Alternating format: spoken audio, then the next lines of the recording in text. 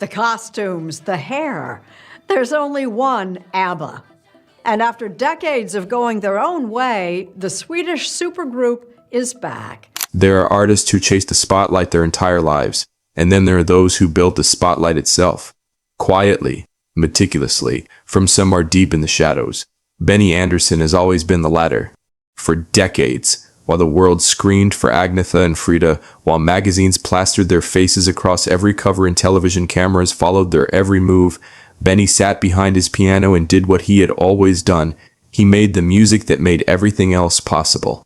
And for most of his life, he said very little about what that actually cost him. But now, at 78 years old, something has shifted. The man who spent a lifetime letting his melodies do the talking has started to use his own words. And what he's revealing, carefully, honestly, without drama, is changing the way the world understands one of the most beloved bands in the history of popular music. This isn't a story about scandal.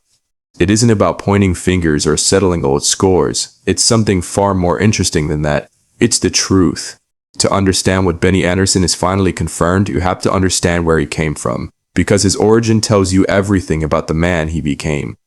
Benny was not born into ambition. He was born into music, which is an entirely different thing. Growing up in Stockholm in the 1940s and 1950s, he was surrounded by folk melodies, accordion harmonies, and the kind of music that existed not for fame, but for feeling. His grandfather played the accordion. His father sang. Music in the Andersson household was never a career path. It was simply the language the family spoke when ordinary words weren't enough. By the time he was a teenager, Benny had already developed an extraordinary ear, not just for melody, but for emotion. He could hear the sadness in a major chord if it was placed just right. He understood almost instinctively that music could carry things that human beings were too afraid to say out loud. That understanding would define everything that came after. When he joined the Have Stars in the early 1960s, he wasn't dreaming of sold-out arenas or gold records. He was chasing something far more elusive.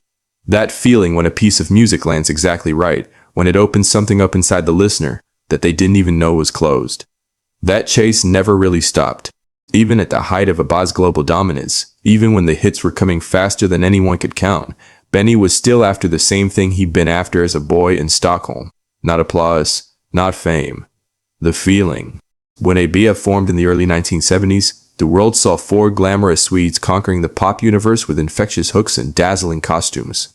What the world didn't fully appreciate, and what Benny has spent years gently trying to correct, is how much of what made ABBA extraordinary came from the hours he spent alone, or with Björn Ulvaeus, wrestling songs into existence. The partnership between Benny and Björn is one of the most productive songwriting collaborations in pop history, and yet it has often been undersold, overshadowed by the more visually striking dynamic between the two women at the front of the stage.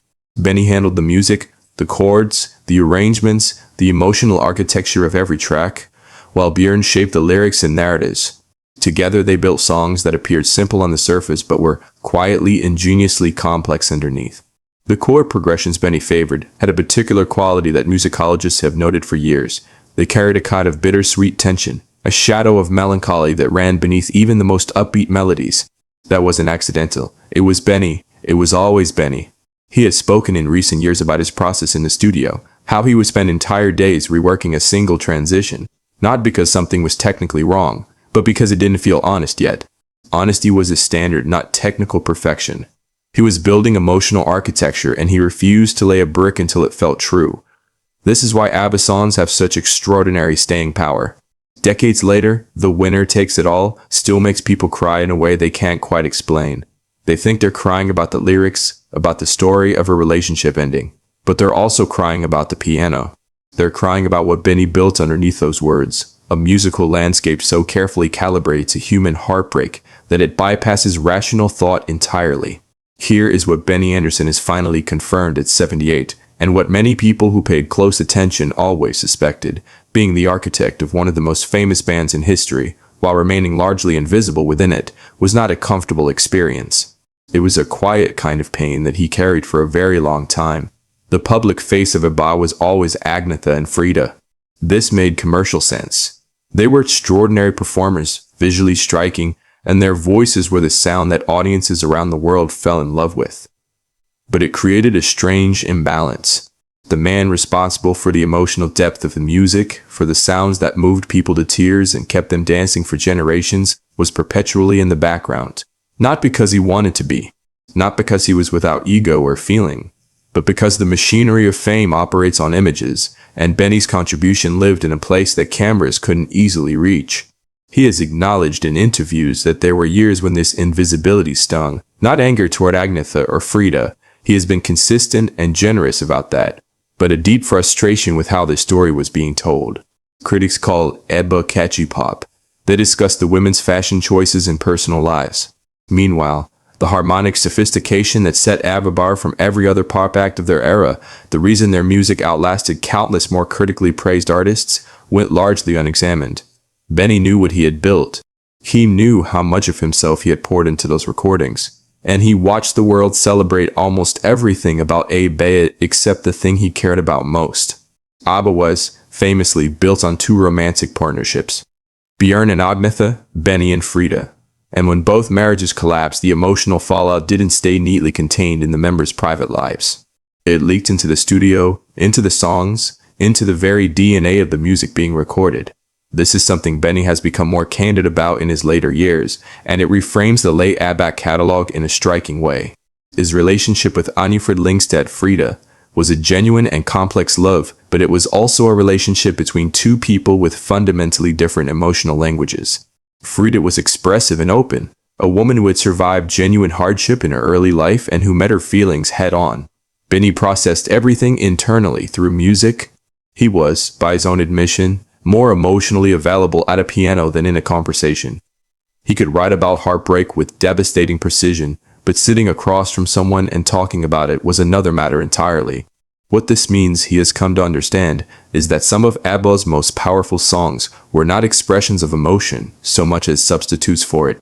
Songs like The Winner Takes It All, widely interpreted as Agnetha's song, written from the perspective of someone who has lost everything in a relationship, carry Benny's fingerprints in their bones. He has said that writing such songs gave him a kind of control over feelings that otherwise felt overwhelming and formless. The music was a container. It could hold the grief without requiring him to confront it directly. That is a confession with weight to it. It means that the songs people have loved and identified with for 40 years were, in part, a coping mechanism, a gifted man's way of processing emotions he couldn't face any other way. It doesn't diminish the music. If anything, it deepens it. But it does reframe what ABBA's emotional legacy actually represents. ABBA's dissolution in the early 1980s happened without a press conference, without a formal announcement, without the dramatic public breakup that the scale of their fame might have warranted. They simply stopped. The music ran out and the people making it gradually moved apart, not in anger, but in exhaustion. Benny has reflected on this ending with a clarity that only comes with significant distance. He has said that by the time ABBA effectively ceased to function as a creative unit, he was no longer there out of passion.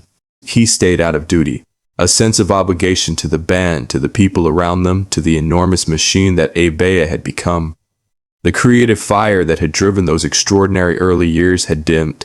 What was left was professionalism and responsibility, which are honorable things, but they are not the same as joy. The absence of any formal goodbye is something that stayed with him for years afterward.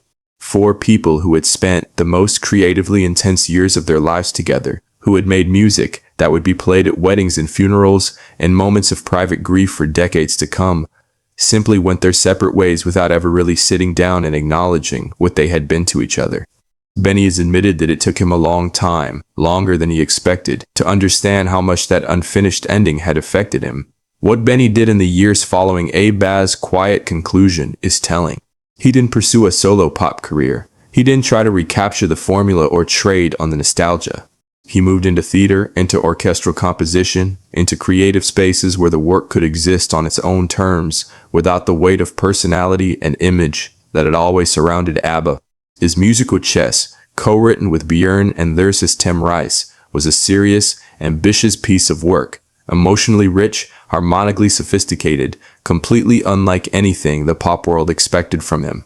He has described this period as a form of recovery, not from ABBA exactly, but from the version of himself that ABBA had required him to be, the invisible craftsman, the man behind the glass.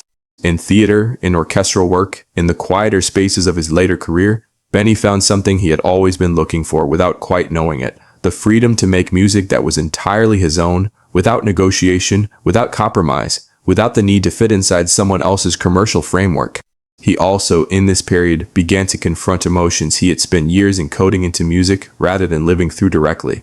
He has spoken about keeping journals during the 1990s, private writing, unsent letters to former bandmates and former partners, as a way of finally saying the things that had never been said. It is a quietly remarkable image, one of the most successful songwriters in the world, sitting alone and writing letters he would never send, trying to find words for feelings he had always previously outsourced to melody. At 78, Benny Andersson has arrived at a place of genuine clarity. The defensiveness is gone. The need to protect a particular version of ABBA's story has dissolved. What remains is a man who has thought deeply about his life, his work, and the gap between them, and who is finally willing to speak about all of it honestly. What he has confirmed is this: ABBA was not the fairy tale it appeared to be from the outside. It was four complicated human beings using music to survive their own lives. The joy people heard in those songs was real, but it was also an achievement, a hard-won thing extracted from circumstances that were often painful and difficult. The music was, in Benny's own framing, what held them together, and also, paradoxically, what kept them from connecting with each other in the ways that mattered most. He has confirmed that his greatest strength as a musician, his ability to transform feeling into sound, was also the thing that limited him as a person for much of his life. He gave his best lines to the songs, not to the people who needed to hear them from him directly. That is not a confession of failure.